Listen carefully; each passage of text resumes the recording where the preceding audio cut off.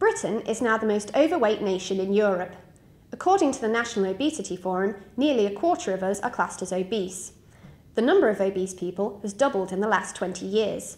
Senior doctors have labelled obesity the biggest killer this century. But the latest research shows that we are underestimating the extent of our weight problems. Paul Muchmore reports.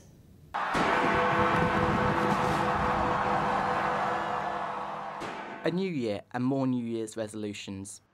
This month, 95% of us will vow to stick to our resolutions, with varying levels of success. Without a doubt, the majority of us will be determined to make 2012 the year we shape up. Cutting down on alcohol, eating more healthily, and hitting the gym are among the most popular goals we set ourselves every year. So for many it's out with the burgers and the ready meals, and in with the fruit and veg. But recent studies suggest that although nearly 1 in 4 of us has a body mass index of over 30, meaning medically obese, only 1 in 20 of us actually believes we are obese.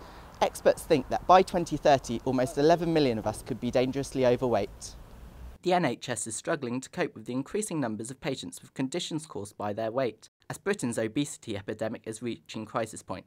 In the last 5 years due to obesity, diabetes has risen 23.7%, with cancer cases up 11.3% and 76% of heart disease cases down to the patient's weight. Obesity-related issues spill over into the wider economy, with the country losing around £20 billion a year in lost productivity. But it's not all bad news. People who realise they need to lose weight are often keen to do something about it. Since September 2009, part-time teacher and father of 2 Michael Drucker lost a staggering 14 stone. His motivation came after he realised that simple activities like putting his socks on took more than 20 minutes. I just thought, there's nothing I can do. There's nothing I can do about this, and the problem isn't that I'm overweight, because the way you look is such a personal thing, and people can feel insulted. I think doctors are just nervous about saying anything to their patients. They worry about insulting them or embarrassing them. There was a whole discussion about whether you should use the word fat, the word obese, the word large, and therefore the problem isn't necessarily confronted.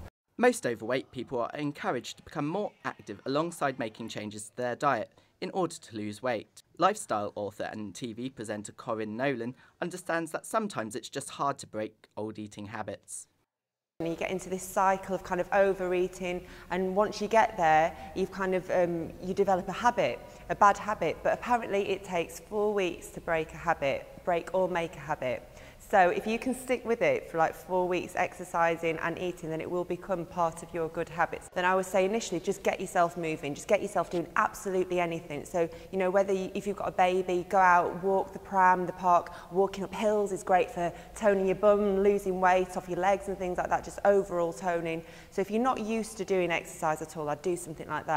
So the advice is start off small and graduate to better health. Michael believes that most people just need a little more confidence to take the first hard step. People do often underestimate their weight, but I think they also underestimate how easy it can be to change that weight, to get to the weight that they really want to. To start off is pretty simple. To keep on going and to focus and eat the right food and do the right amount of extra physical activity to get to where they want to, with the right group, the right support, anyone can do it.